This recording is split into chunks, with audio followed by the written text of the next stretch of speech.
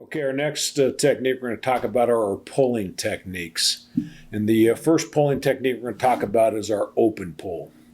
And the open pull is a pull that can be used by a guard or a tackle. In most cases, we use it with our guard unless we're pulling our tackle on a trap play, but we don't pull the tackle as much to kick out. An open pull is a pull that we'll use to kick out. And what it is, it's a technique that you lead with your play side foot.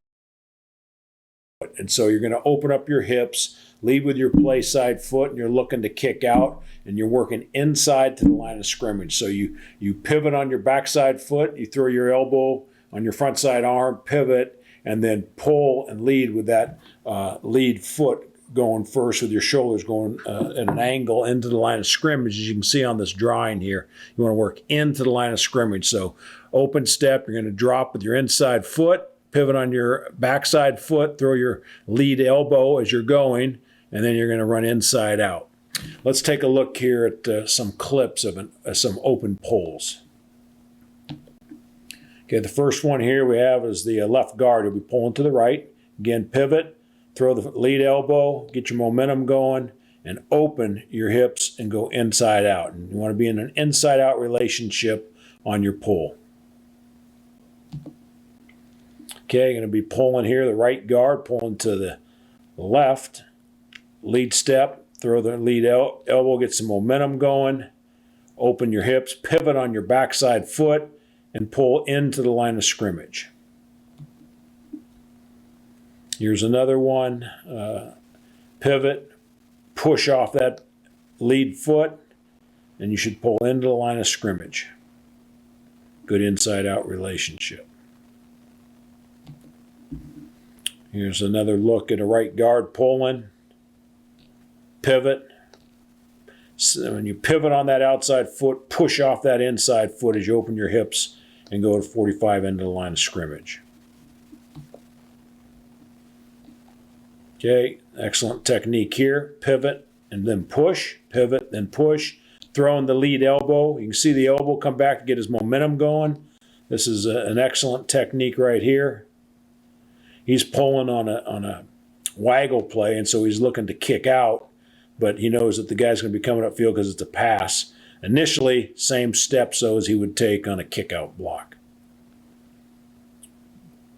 Open pull again. Pivot, push off that drop foot, throw the elbow, get your momentum going, and then get inside out. That's an excellent job. That's a good rep. Let's take a look at that one more time. Good pivot and push. Excellent. Okay, watch the left guard here. Pivot on the backside foot. Push off that lead foot. Throw that arm to get your momentum going. Now, what we talk about a lot on these trap blocks here when we come down is we don't want to think about logging the guy. We want to log him if the guy logs us. And so if that happens and he undercuts you to the inside, just work your hips around tight. Excellent job. Open pull again. This is on a waggle play. Pivot, push, get your momentum going. Excellent technique. Right guard again. Excellent pivot. Pivot, push, throw the elbow, get your momentum going. Nice job. Good tight pull into the line of scrimmage. That's a open pull.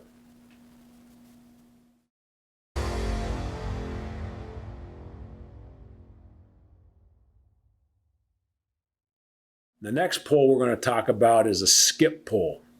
And a skip pull for us is a pull that we use for a tackle or guard on the backside of the play, obviously. And what he's going to do is he's going to lead with his backside foot. And when we skip pull so that we can keep our shoulders square to the line of scrimmage, we're looking to insert at an area as soon as we can behind the back block. Doesn't mean we'll necessarily get in the first gap, but we're looking to get vertical. And so we want our shoulders square, and that's why we use this skip pull technique. You'll also see it done on our counter play because we want our tackles square also so that they're in position to turn up anywhere on the counter play. And so we use the skip pull so that we're square and have a chance to go more vertical to the line of scrimmage when attacking a linebacker. So let's look at this. We use it a lot on our fold blocks. We always want to skip pull on a fold block where we're just folding one player, but we'll also use it for our backside tackles when we're running our counter play. So let's take a look here at some clips of some skip pulls.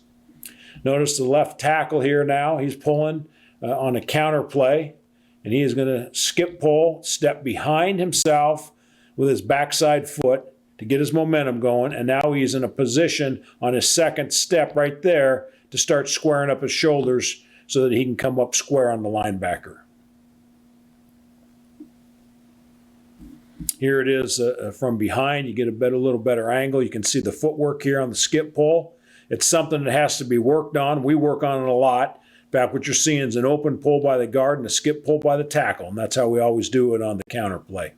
Nice skip pull here. He's in great position. He can turn up there, right here, or he can continue to go around the next guy, turn up there. Great position to kick out. That's an excellent job there. Let's watch that one more time.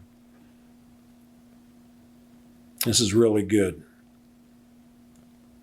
Not worried about crossing our legs. A lot of guys will ask, well, Coach, aren't you worried about crossing your feet up? We're doing this in a non-contact position. Our feet are apart now, and we're not crossing them up anymore once we get our first two steps in. So we step back behind us, take the second step with our lead foot, and now we're squared up. We're in a non-contact position, and we're square to the line of scrimmage to get up on the backers.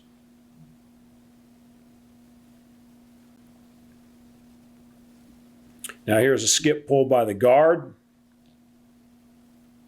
Steps behind himself. Then he squares up and is in good position to block the linebacker. Great footwork, good balance.